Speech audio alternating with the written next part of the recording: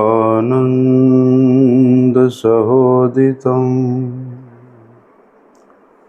श्रीनन्दनन्दनं वन्दे राधिका चरणद्वयं गोपीजनसमायुक्तं वृन्दावनमनोहरम् वाञ्छाकल्पतरुर्भ्यश्च कृपा सिन्धुभ्यैव च पतितानं पावनेभ्यो वैष्णवेभ्यो नमो नमः। नमो महावदन्याय कृष्ण प्रेम प्रदायते कृष्णाय कृष्ण चैतन्य नामिने गौरत्विषे नमः। नमस्ते तुहलग्राम नमस्ते मुसलायुध नमस्ते रेवतीकांत नमस्ते भक्तवत्सल नमस्ते बलिनाम श्रेष्ठ नमस्ते धरणीधर प्रलंबारे नमस्ते तु त्राहि मां कृष्ण पूर्वज।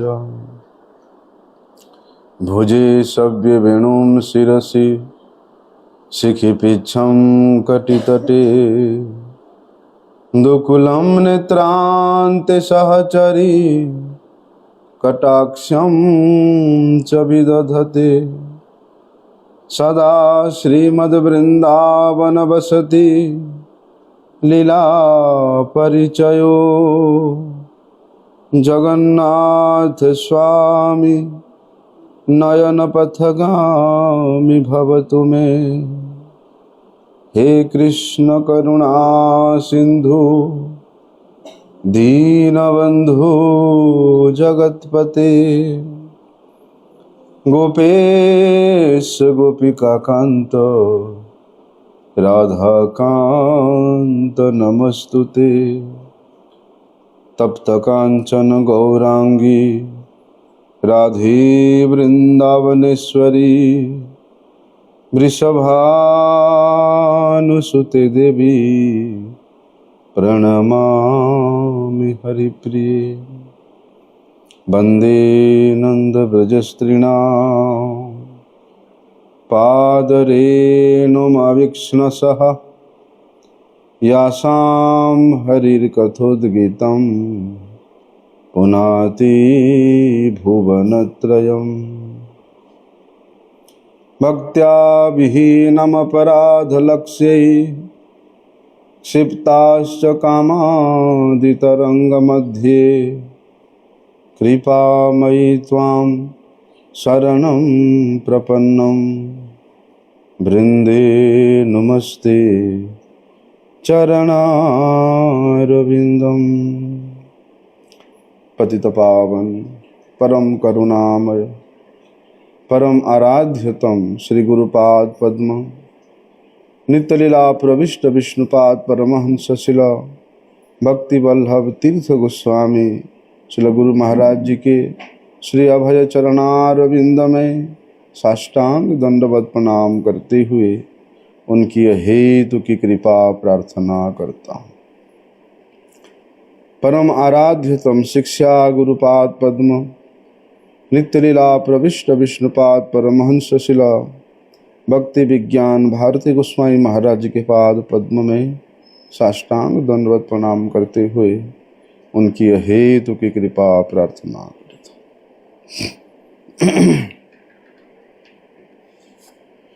तो हम लोग यहाँ श्रवण कर रहे थे श्री सत्यव्रत मुनि विरचित दामोदराष्टकम तृतीय श्लोक। इति दृक् स्वलीला भीर आनंद कुंडे स्वघोषम निमजंतम आख्यापयंतम तदीयसितज्ञेषु भक्तैर्जितत्वं पुनः प्रेमतस्तम सतावृत्ति बंदे। तदीयसितज्ञेषु भक्तैर्जितत्वं, भगवत तत्व केवल भगवान के कृपा से ही अनुभूति प्राप्त होती है। और भगवान के कृपा तदीयसितज्ञेषु, उनके निजी जन, उनके रसिक जन, गुरुजनों के कृपा से प्राप्त होती है। और गुरु प्राप्ति साधु संघ के प्रभाव से प्राप्त होती है। और साधु संघ की प्राप्ति अत्यंत श्रद्धा के साथ प्राप्त होती है। इसलिए भगवान अनेक प्रकार की लीला कर रहे हैं। क्यों कर रहे हैं? इति दृक्स्वलीला भीर आनंद कुंडे,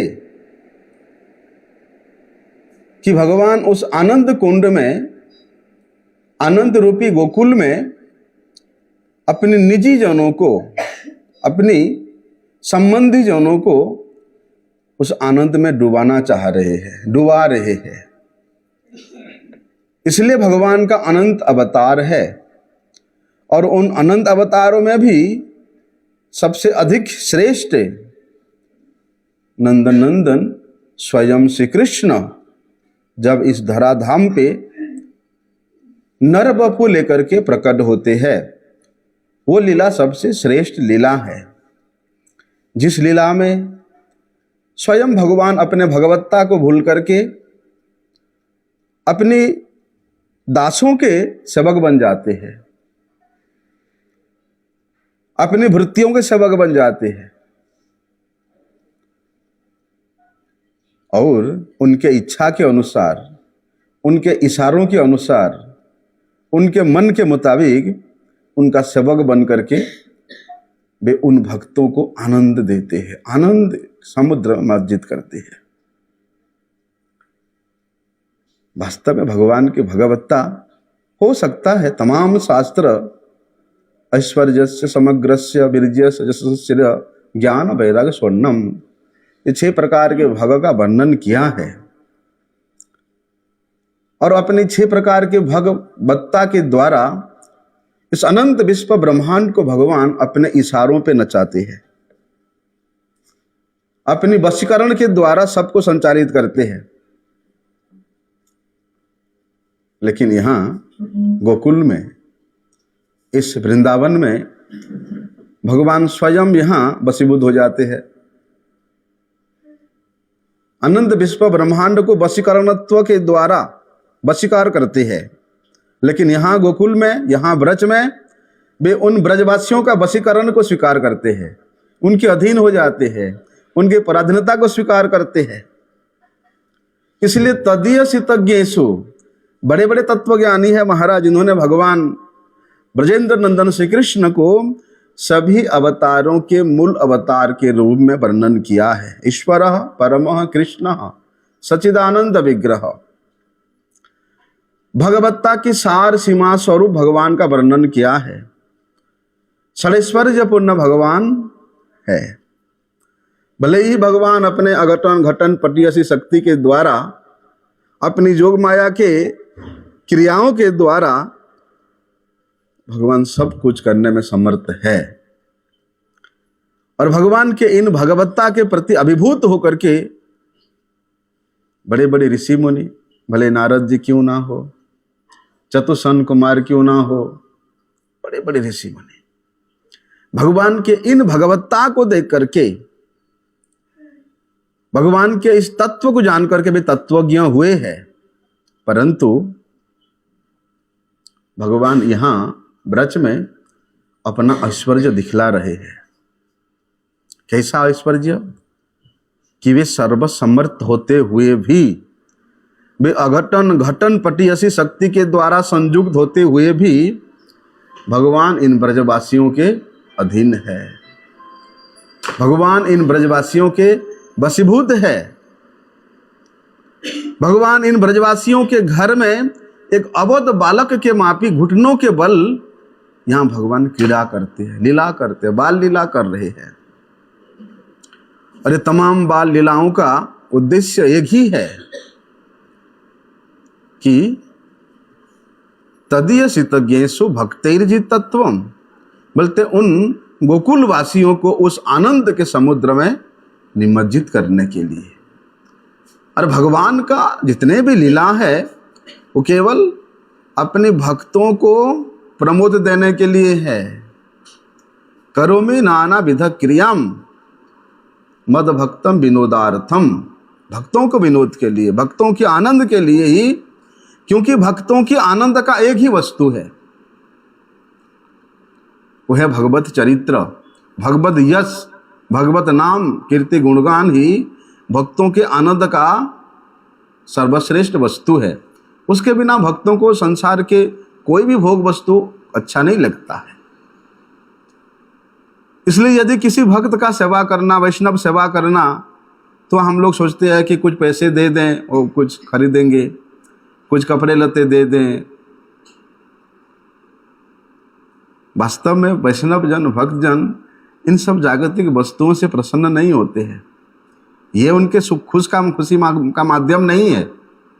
इनका खुशी का माध्यम है केवल भगवत नाम, भगवत कथा, भगवत कीर्ति। इसलिए यदि ऐसा वैष्णव सेवा करने का इच्छा है तो उन वैष्णव के पास जाकर के पूछो कि हे भगवान के प्रिय, मेरे कल्याण कैसे होगा। भगवान के नाम के बारे में, रूप के बारे में, गुण के बारे में, लीला के बारे में, धाम के बारे में, उनके भक्तों के बारे में जिज्ञासा करो। आहा, उसको सुनते ही वे परम प्रसन्न हो जाते हैं। वास्तव में यही वैष्णव सेवा, यही साधु सेवा है। इसलिए भगवान ऐसे भक्तों के द्वारा हमेशा अधीन रहते हैं, वशीभूत रहते हैं। तो वहां कहते हैं इति दृक्ष्व लीला भीरानंद कुंड। इस प्रकार के अनेक लीला भगवान कर रहे हैं उस आनंद कुंड में उन ब्रजवासियों को निमज्जित करने के लिए। एक दिन मथुरा की एक फल बेचने वाली यहां ब्रज में फल बेचने के लिए आई। तो मथुरा से आने से पहले, यहां ब्रज में आने से पहले उसने मथुरा में भगवान के सुंदर सुंदर लीलाओं के बारे में उसने सुना था कि नंद गोकुल में ऐसे लाला है, कन्हैया है और इतनी मधुर मधुर लीला कर रहे हैं। ऐसे नहीं कि मथुरा में केवल कंस के गुणगान होता है कि कंस यहाँ का राजा है। नहीं, मथुरा के तमाम मथुरावासी वे श्री कृष्ण का गुणगान करते थे। और जो असुर भाव संपन्न व्यक्ति है वे भी गुणगान करता था, लेकिन भगवान के वीरता को देख करके उनके शत्रु भाव से गुणगान करता था, मित्र भाव से नहीं। इसलिए वे फल बेचने वाली जो माताजी है, उनके मन में आया इतना सुंदर रूप है, इतना गुण है, ऐसे लीला करता है कि आज तो भैया मैं श्री कृष्ण का दर्शन करके ही आऊंगा। मन में इतना उत्कंठा हुई, कैसे भी आज फल बेचने तो जाऊंगी ब्रज में, लेकिन श्री कृष्ण का दर्शन करके ही आऊंगी। और मथुरा से जब अपने घर से वे फल के टोकरी लेकर के निकली, तभी से उसके मन में उत्कंठा, एक उत्कंठा कि मुझे आज नंद के लाला का दर्शन करना है। ऐसा उत्कंठा, एक ही लक्ष्य लेकर के निकली। लक्ष्य क्या है? लक्ष्य उत्कंठा से युक्त थी, वे लक्ष्य श्रद्धा से युक्त थी, वे लक्ष्य भक्ति भाव से युक्त थी, वे लक्ष्य अपने परम संबंधी से मिलने का एक उत्कंठा थी। आई,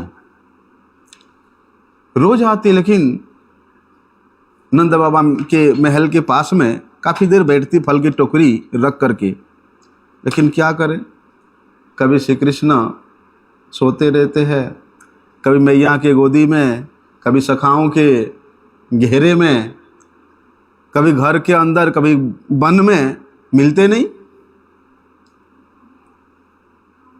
लेकिन इतने दिनों से इतना उत्कंठा है कि कन्हैया का दर्शन करना है, श्री कृष्ण का दर्शन करना है। अनेक चेष्टा की, और एक दो दिन नहीं बल्कि कितने महीनों तक वे फल बेचने वाली माताजी का एक ही उत्कंठा था। और वे फल बेचने इसलिए केवल गोकुल में आती थी कि यहाँ नंद लाला का दर्शन करना है। वास्तव में मथुरा जो है ना, ये ऐश्वर्य के भूमि है। भले ही मथुरा वासी भगवान श्री कृष्ण के निजी जन है, यदुवंशी है, लेकिन उनमें भगवान के प्रति ऐश्वर्य भाव था। और वे ऐश्वर्य भाव होने के कारण उन मथुरा वासियों को नंदनंदन श्री कृष्ण का दर्शन करना बड़ा ही दुर्लभ है। नहीं तो कितना दूर है, मथुरा से वृंदावन, मथुरा से नंदगांव, मथुरा से गोकुल, ज़्यादा दूर नहीं है। लेकिन क्या करें, उनके सौभाग्य में ही नहीं है, इसलिए वे नंदनंदन श्री कृष्ण का दर्शन नहीं कर पाते। लेकिन इन ब्रजवासियों को तो बड़े सहज में जब इच्छा तब दर्शन हो जाता था। ब्रजवासियों के ऐसे मित्रता था भगवान का कि जो ब्रजवासी जिस समय जैसी अवस्था में उनको पुकारे वे वहां प्रकट हो जाते थे, क्योंकि उन ब्रजवासियों के हृदय में केवल एक ही उत्कंठा था, एक ही आशा था। क्या? श्री कृष्ण का सुखी करना, श्री कृष्ण को प्रसन्न करना, श्री कृष्ण के निमित्त ही हमारा सब कुछ कार्य होना। लेकिन आज वे फल बेचने वाली उसके मन में रोज ब्रज में आ रही है तो देख रही है यहाँ के लोगों कैसे उत्कंठा है श्री कृष्ण सेवा के लिए, तो आज ऐसी उत्कंठा लेकर के आई कि आज श्री कृष्ण दर्शन अगर नहीं हुए तो मैं लौटूंगी ही नहीं, बस यही रह जाऊंगा, नंद बाबा के महल के जो चबूतरा है उसके पास रह जाऊंगी, लेकिन मथुरा वापिस आऊंगी नहीं। बोलते ऐसी ही उत्कंठा साधक में होनी चाहिए, ऐसी प्रतिज्ञा होनी चाहिए। हम लोग चलते ठीक है, जितना हो रहा है, ऐसे कठोर प्रतिज्ञा होना चाहिए कि आज मैं आश्रम में मंदिर में जाऊंगा तो ये सेवा संपूर्ण करके आऊंगा ही आऊंगा। और वो भी सेवा किस प्रकार से? प्रीति के साथ करके, स्नेह के साथ करके, आदर के साथ करके आऊंगा, ऐसी उत्कंठा। इसलिए भगवान कलिजुग पावन अवतार श्री गौरांग महाप्रभु अपनी अनुगत गोस्वामी गणों के द्वारा और विशेष रूप से रूप गोस्वामी के द्वारा उन्होंने भक्ति के इन अंगों के बारे में बड़े स्पष्ट रूप से बतलाया है। लेकिन हम लोगों के मन में ऐसा प्रतिज्ञा होना चाहिए कि रूप गोस्वामी जी ने जो अंग बताया है भक्ति का, मैं उसको आचरण करूँगा, ऐसा प्रतिज्ञा होना चाहिए कि भैया संख्या पूर्वक मुझे प्रत्येक दिन प्रीति के साथ, आदर के साथ अपने हरिनाम करूँगा, गुरु वैष्णवों की सेवा प्रीति के साथ करूँगा, प्रत्येक दिन श्रीमद् भागवत श्रवण करूँगा, पठन करूँगा, भक्ति ग्रंथों का आलोचना करूँगा। बोलते इस प्रकार का उत्कंठा हम लोगों के हृदय में होना चाहिए। वास्तव में देखिए, यदि किसी साधक के हृदय में हमारे महाजनों के द्वारा प्रदर्शित इस भक्ति के पथ के प्रति यदि श्रद्धा हो जाता है तो भैया हमारे मन में जो दाम्भिक है, दाम्भिकता रूप एक राक्षसी बैठी हुई है, उसको परित्याग करके हम लोगों को उस श्रद्धा को वास्तविक जगह पे लगा देना चाहिए। श्रद्धा हमारे हृदय में मूलभूत रूप से विराजमान है, लेकिन वो श्रद्धा को हम लोग अन्यत्र कहीं लगा देते हैं। सद वस्तु के ऊपर अत्यंत विश्वास युक्त होकर के जो क्रिया किया जाता है वो श्रद्धा है। परंतु क्या करें, जो मंदभाग्य है वो व्यक्ति क्या करेगा, भगवान के द्वारा प्रदर्शित, हमारे गोस्वामी गणों के द्वारा प्रदर्शित, हमारे गुरुजनों के द्वारा प्रदर्शित जो वास्तव सत्य मार्ग है उसके प्रति अनुसरण नहीं करके ये क्या करेगा, अपनी स्वयं के द्वारा कपोल कल्पनाओं के मध्य में रह करके और नई नई साधन प्रणाली का रचना करेगा। वास्तव में इस प्रकार के व्यक्ति अपनी वास्तविक मंगल से वंचित हो जाते हैं, कल्याण पथ से वे बहुत दूर चले जाते हैं। इसलिए हमारे शास्त्र हम लोगों ने निर्देश दिया है, भक्ति प्राप्त करके भगवत प्रेम प्राप्त करने का क्या विधि होना चाहिए, हम लोग उसको पालन नहीं करते हैं। स्मृति श्रुति स्मृति इतिहासे पुराणादि पंचरात्र विधिम बिना एकांत किम हरिर भक्ति उत्पाता यैव कल्पते।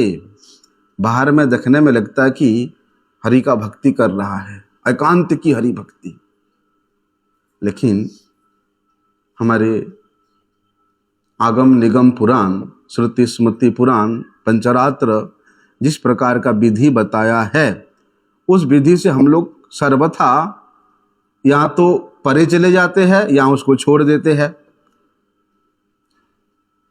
और अपने आप को दिखाते हैं कि हम बहुत बड़ा प्रेमी भक्त है, बहुत बड़ा रागानुगा भक्त है। नहीं, उसको शास्त्र में कहा है कि ये केवल उत्पाद है, केवल उत्पाद, जिससे किसी प्रकार का कोई कल्याण होने वाला ही नहीं है। इसलिए हमारे महाजनों ने जिस पथ का अनुसरण किया है उस पथ के अनुसार हम लोगों को आचरण करना चाहिए। इसलिए तो परंपरा क्रम से जो भक्ति की विधि है, मंत्र जप की विधि है, साधना की विधि है, करने से ही वास्तव लक्ष्य को प्राप्त किया जा सकता है। इष्ट स्मृति तभी प्राप्त होती है जब हम ये परंपरा के माध्यम से प्राप्त साधन प्रणाली को अत्यंत श्रद्धा के साथ संकल्पित होकर के पालन करते हैं, तब जाकर के वास्तविक कल्याण के मार्ग पे हम लोग चलते हैं। नहीं तो उत्पाता एव कल्पते। और हमारे सनातन धर्म में कोई श्रुति शास्त्र पुराण की कोई कमी नहीं है, और इन तमाम स्मृति शास्त्रों में विशेष रूप से भक्ति पथ के पथिक साधकों के लिए अत्यंत कल्याणकारी मार्ग का प्रचलन हुआ है। हम लोग उन मार्गों को छोड़ करके नई नई मार्ग बनाते रहते हैं, नई नई कल्पना करते रहते हैं, नई नई साधन प्रणाली बनाते रहते हैं। वास्तव में ये केवल उत्पाद का ही कारण है, इसमें किसी प्रकार का कोई कल्याण होने वाला है ही नहीं। इसलिए कहते हैं भक्तिर ऐकांतिकी बेयम अविचारात् प्रतीयते, और वस्तु तस्तु तथा नैव यद शास्त्रीय यतेक्ष्यते। भले ही लोग इन नई नई मत और नई नई पद के पथिक होकर के अपने आप को दावा करें कि भैया हम लोग तो एकांतिकी भरी भक्ति कर रहे हैं, हम लोग तो वास्तव पथ पे चल रहे हैं, लेकिन ये तो उन लोगों के मूर्खता है, अज्ञता है। हमारे वेद, हमारे शास्त्र जो पथ दिखलाए हैं वास्तव में वही पथ ही सत्य पथ है। लेकिन क्या करे, कली युग है, कोई अपने आप को बड़े बड़े ऋषि मुनि से कम समझता नहीं है, बड़े बड़े विद्वान से कम समझता नहीं है, सभी लोग नवीन नवीन पद निकालते हैं, क्योंकि लोगों की रुचि भी ऐसी है संसार में। अरे ये तो पुराना पुराना कहानी है, हमने बहुत सुना है, हैं? ये कीर्तन करना, करताल बजाना, मृदंग बजाना तो पुराना पुराना ढंग, आजकल कोई नया नया करे, हैं? लोगों की रुचि के अनुसार। इसलिए यदि लोगों की रुचि के अनुसार, लोगों के मनोरंजन के अनुसार हम लोग इस प्रकार हरि भक्ति करने का ढंग करेंगे, वास्तव में उसमें हमारा किसी प्रकार का कोई कल्याण होने वाला नहीं है। इसलिए जो एक सच्चे शिष्य है वो किस प्रकार का जिज्ञासा करेगा? बल्कि भक्ति विषयक जिज्ञासा करेगा, धर्म के विषय में जिज्ञासा करेगा कि क्या करने से, क्या आचरण करने से हमें भक्ति की वृद्धि होगी, कैसा साधन करने से भगवान प्रसन्न होंगे। क्योंकि साधन बिना साध्य वस्तु कभू ना ही पाए, साधन के बिना साध्य वस्तु प्राप्त करना असंभव है। इसलिए जो सौभाग्यवान पुरुष है, यदि वे व्यक्ति के हृदय में इस प्रकार का श्रद्धा जागृत हुआ कि साधु जनों ने जिस प्रकार आचरण करके उस पथ का अनुसरण किया है, मैं भी उस धर्म को जानना चाहता हूँ, उस पथ पे चलना चाहता हूँ। क्यों?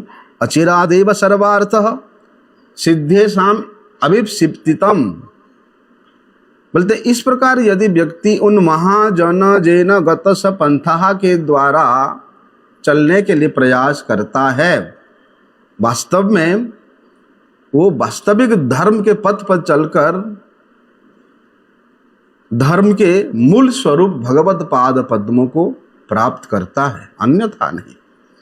लेकिन जो दुर्भाग्य मनुष्य क्या करे, ठीक इसके विपरीत आचरण करते हैं।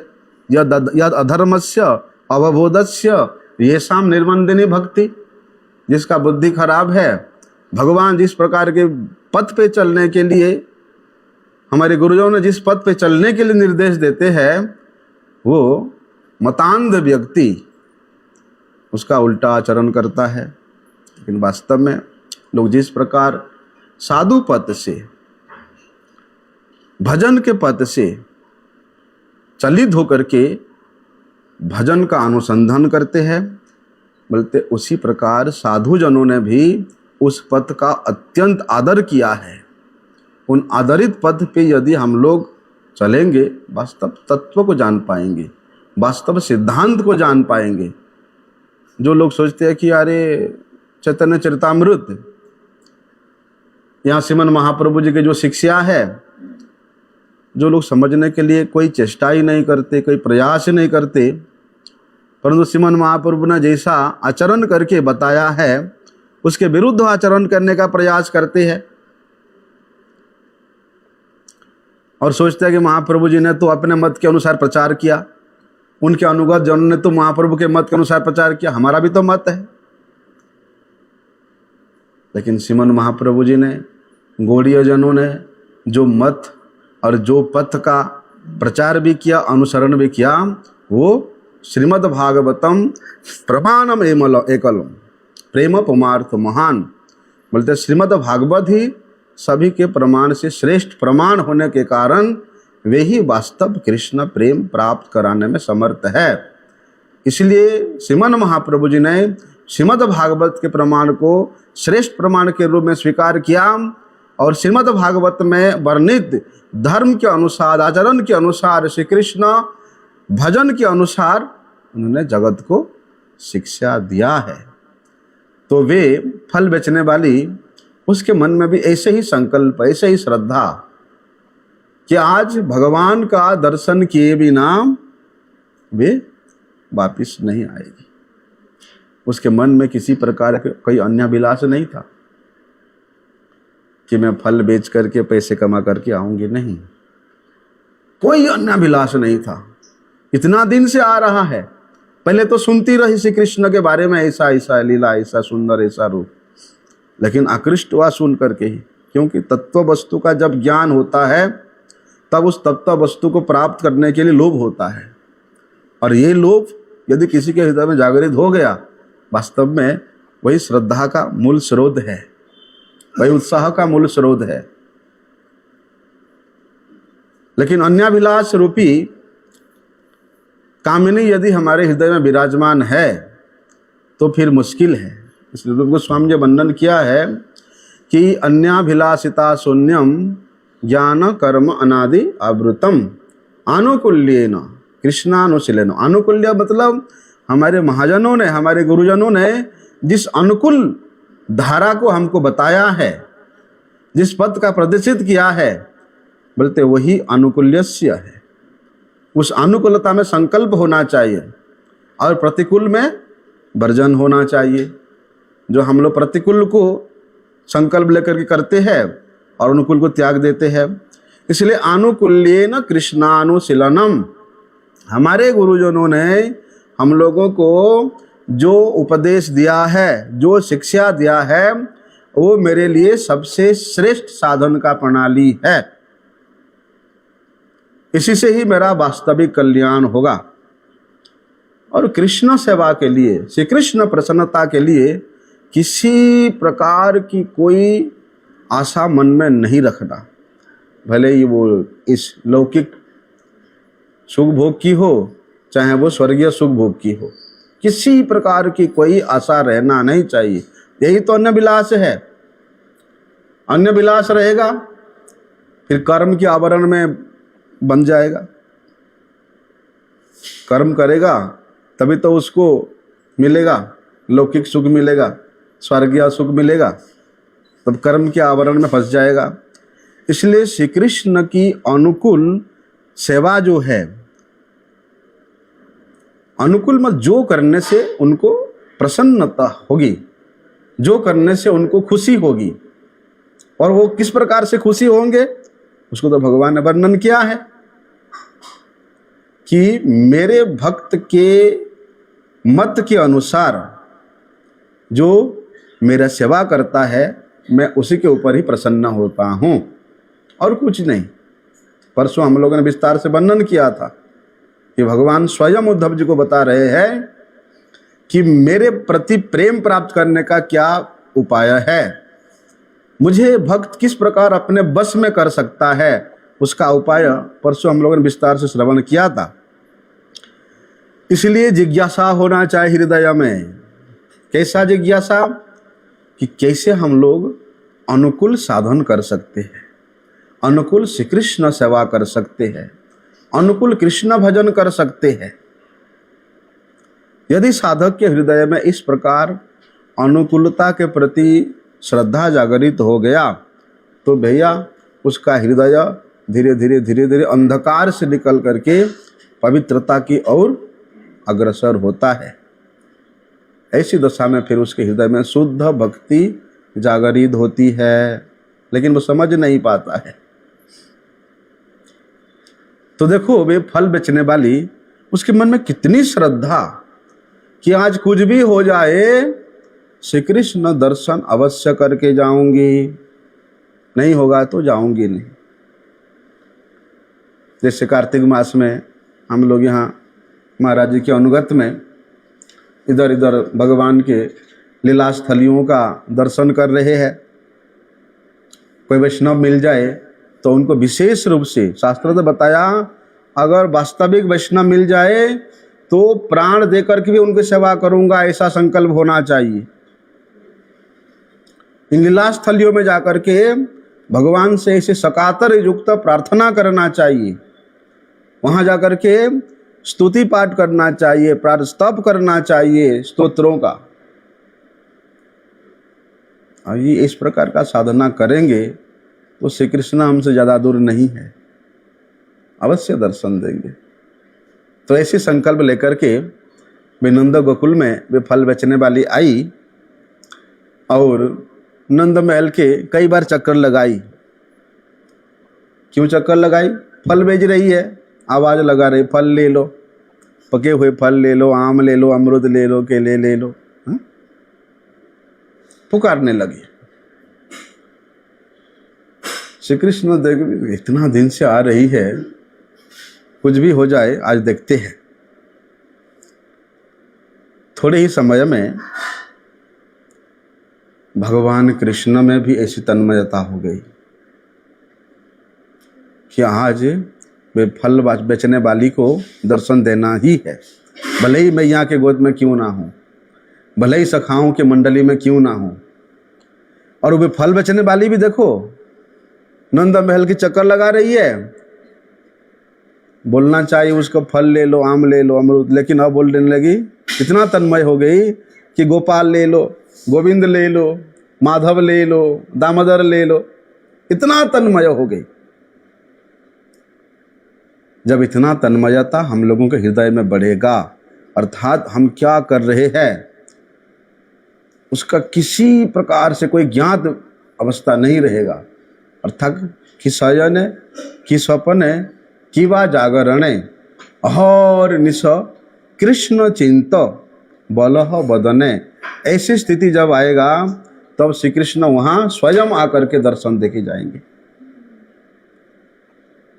एक हाथ से वे फल की टोकरी अपने कमरे में पकड़ के रखी है, लेकिन वो इतना तन्मय हो गई कि कब फल की टोकरी भी छूट गई पता नहीं चला, लेकिन अभ्यास है पकड़ने का, बचपन से फल बेच रही है, जड़ से पकड़ लिया उसने, गिरने नहीं दिया, पूर्वाभ्यास था। और अंत में आकर के नंद महल के दहली पर बैठ गई। श्री कृष्ण उन फल बेचने वाले की आवाज़ सुनते हैं और वे अपनी मैया के गोद में स्थिर नहीं रह पाते। मैया के गोद से उतर करके वहाँ भंडार घर में जाते हैं जहाँ गेहूँ भरा हुआ है। तो अपने हाथों में ऐसे एक अंजलि जो है गेहूँ का राशि उठाया और चल पड़े। छोटे छोटे नन्हे नन्हे हाथ है, उसमें कितना आएगा भाई, रास्ते में तो सारे गिर गया, बस ये धार धार में दो चार दाना था, बस उसको लेकर के आकर के वो फल बिकने के पास पहुंच जाते हैं और उसके टोकरी के पास जाकर के वो गेहूं के दाने को डाल देते हैं। 2-4 दाना बचा होगा, यहाँ तक आते आते बोलते अरे फल दो, अरे फल दो। वे फल बेचने वाली कुछ क्षण तो बाल कृष्ण के इतना सुंदर रूप को, सौंदर्य को वो निहारती रही और सोच रही है मैं तो इतना दिनों से ठगी गई थी। सिद्धांत ये है भैया, उत्कंठा के बिना श्री कृष्ण दर्शन असंभव है, तन्मयता के बिना श्री कृष्ण दर्शन नहीं देते हैं।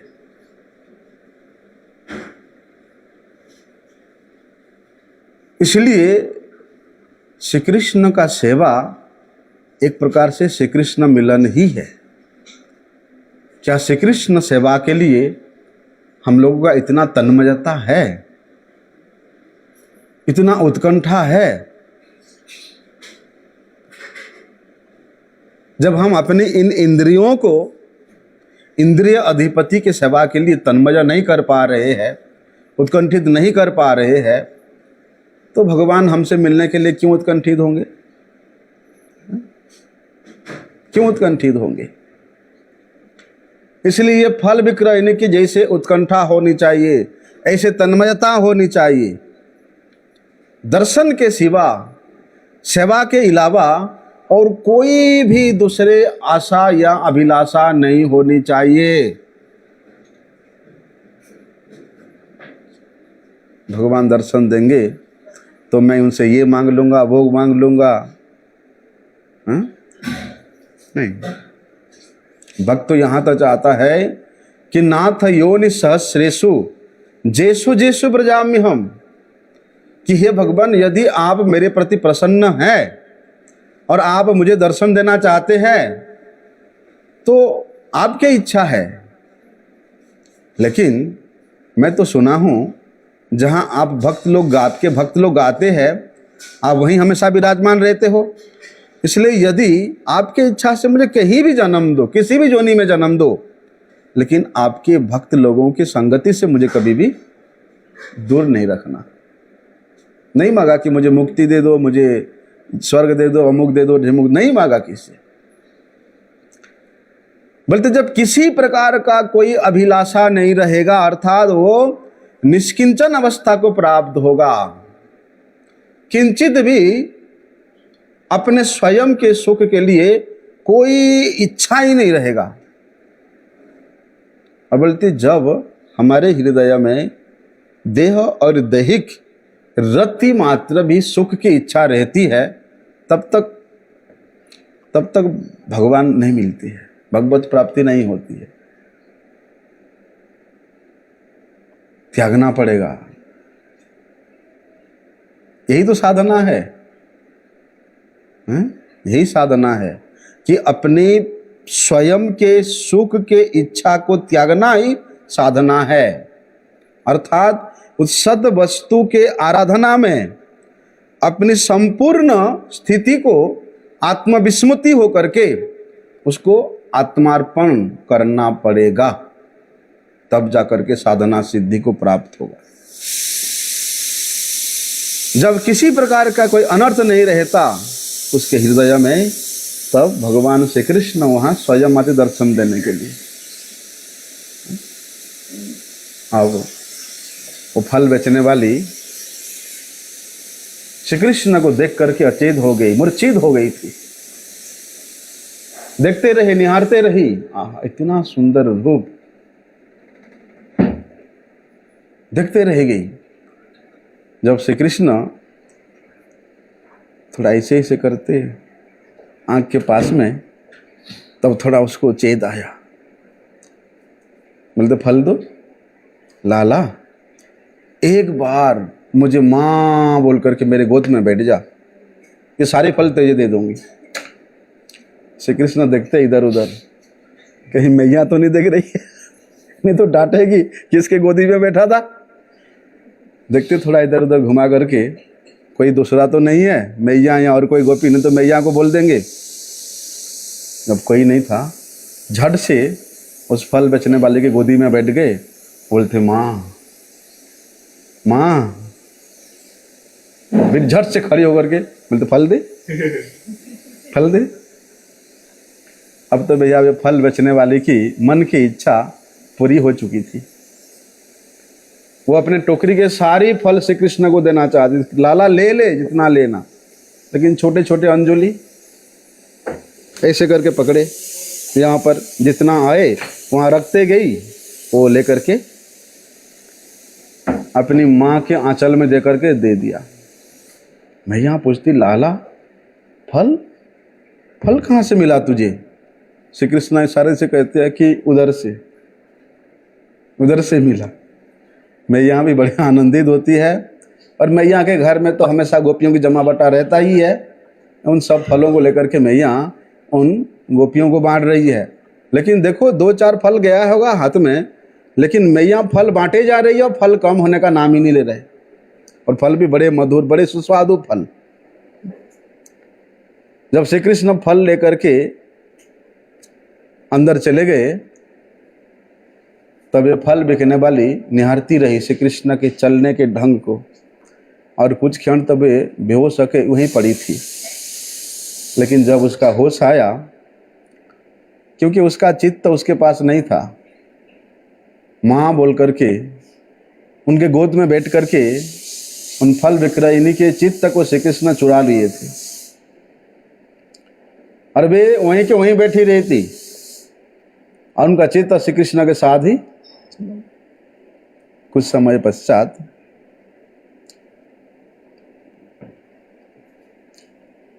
जब सब गोपियां बाहर आई नंद महल से, तब देखते हैं ये तो फल बेचने वाली है, रोज आती है, लेकिन आज यहाँ ये अचेत अवस्था में पड़ी हुई है, ऐसे देख रही है क्या हुआ। तब गोपियां उसको हिलाए डुलाए, तब जाकर के उसको चेतना आई। तब वो फल की टोकरी अपने सिर पे उठा करके मथुरा के वो चल पड़ी। मार्ग में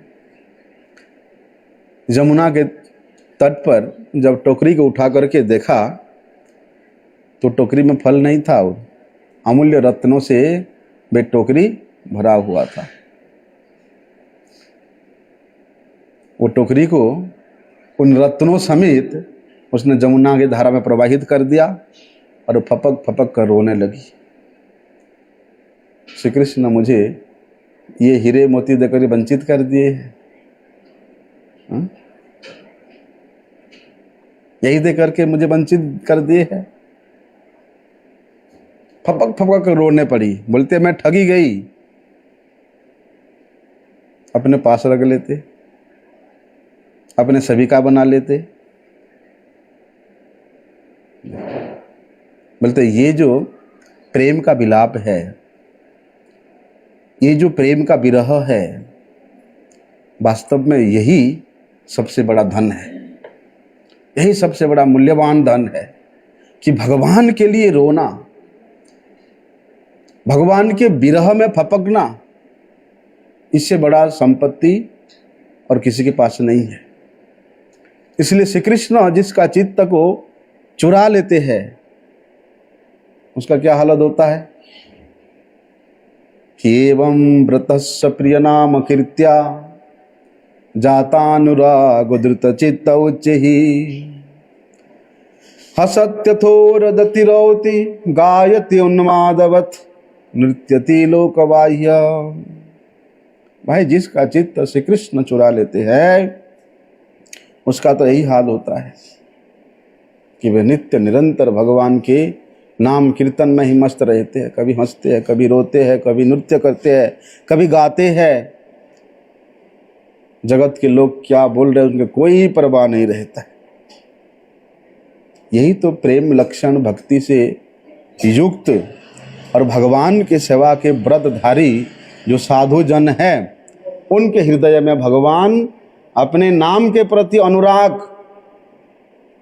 अंकुर कर देते हैं।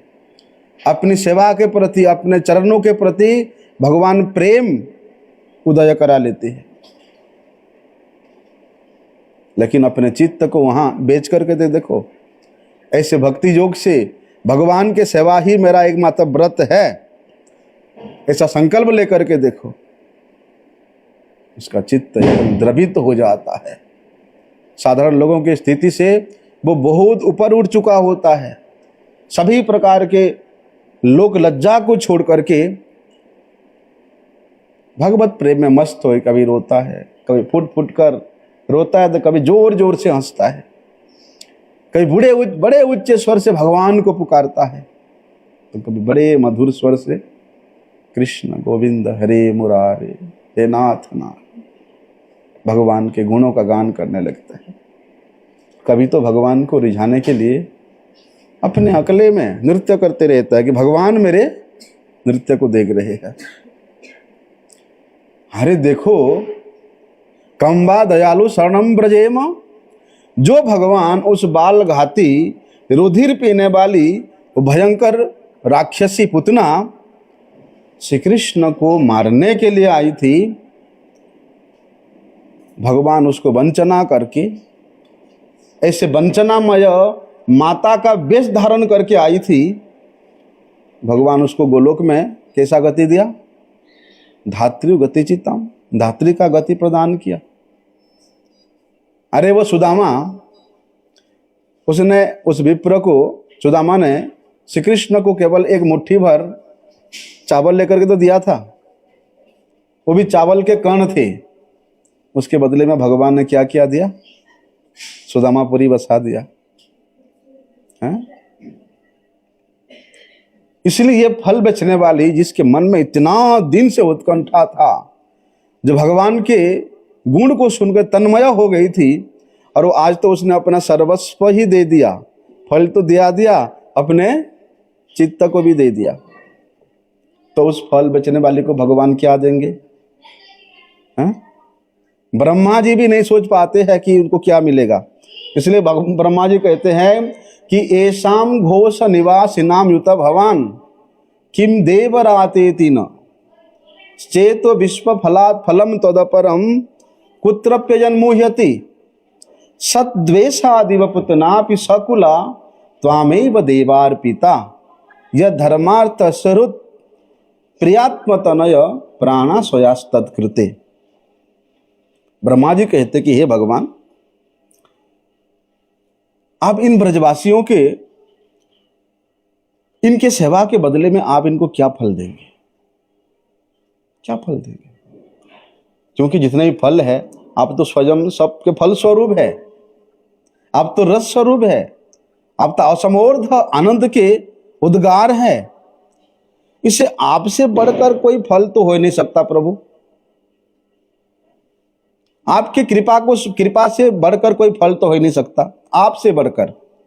तो ब्रह्मा जी कहते हैं कि आप इनको क्या देंगे, जिन्होंने अपना सर्वस्व केवल आपके लिए दिया।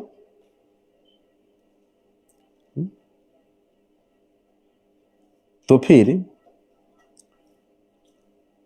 यदि आप अपना स्वरूप दे दे तो भी तो आप ऋण नहीं हो सकते हैं, उनके ऋण से ऋण नहीं हो सकते हैं, क्योंकि आपने आपके स्वरूप तो उस पुतना को भी दिया था। पुतना के जो संबंधी है अघासुर, बकासुर, उसके भाई जौन तो है, उनको भी तो प्राप्त किया था वे वैकुंठ में। वे चतुर्भुज रूप धारण करके वैकुंठ में गए। तो केवल उस पुतना का सद्वेश आदि जो वेश था, एक साध्वी का वेश था, सुंदर स्त्री का वेश था, लेकिन हृदय से वो इतना क्रूर थी। यद्वेष आदि पुतना पी सकुला तामे बदवार पिता, इतना क्रूर पुतना, और ऐसे कपट वेश लेकर के आपके पास आया था, फिर भी आपने उनको वैकुंठ में जगह दे दिया। और जिन्होंने अपने घर, परिवार, धन, संपत्ति, शरीर, पुत्र, प्राण, मन, सब कुछ आपके चरणों में समर्पित कर दिया, उन ब्रजवासियों के लिए कुछ है आपके पास? कल सिलाई करने वाली आएगी, परसों मोरपंख बेचने वाली आएगी। ऐसे भगवान रोज नई नई लीला कर रहे हैं। अरे ब्रजवासियों को उस आनंद के, इन घोष पल्लियों को उन आनंद के समुद्र में, अपने लीला रूप आनंद के समुद्र में निमज्जित कर रहे हैं। इति दृक् स्वलीला भीर आनंद कुंडे स्वघोषम निमज्जनतम। इस प्रकार के अनेकानेक लीला करते हुए भगवान नित्य प्रति प्रत्येक क्षण, प्रत्येक मुहूर्त इन ब्रजवासियों को अपने आनंद की लीला के रस के समुद्र में निमज्जित कर रहे हैं। आगे का भी सकल सुन वंशा कल्पतरुभ्यश्च कृपा सिंधुभ्येव च पतितानं पावनेभ्यो वैष्णवेभ्यो नमो नमः।